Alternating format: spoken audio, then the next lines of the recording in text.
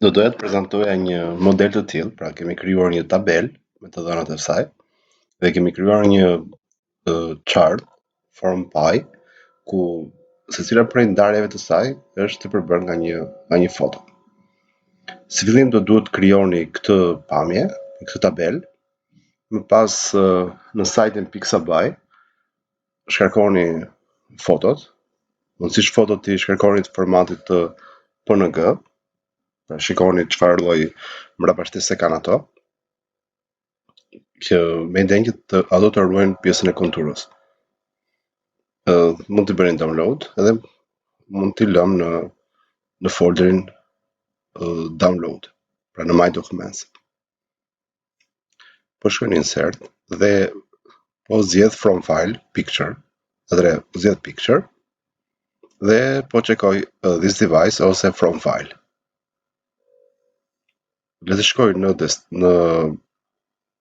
download dhe për të selektuar ato, thjesht po i selektoj duke mbajtur shiftin shtypur. Pra selektoj të parat, mbaj shiftin shtypur dhe selektoj të fundit.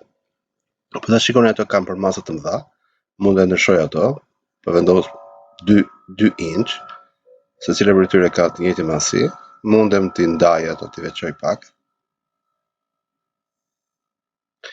Tani le të selektoj të dhënat dhe të krijoj grafikun.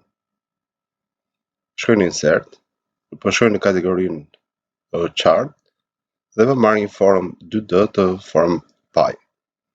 Do duhet që në secilën prej ndarjeve të vendos një nga fotot.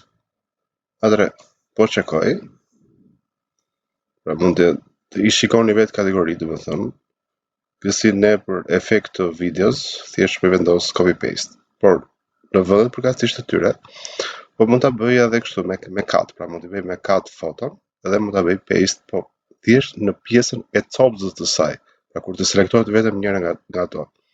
Ose mund ta bëja me copy dhe mund të fshija fotot.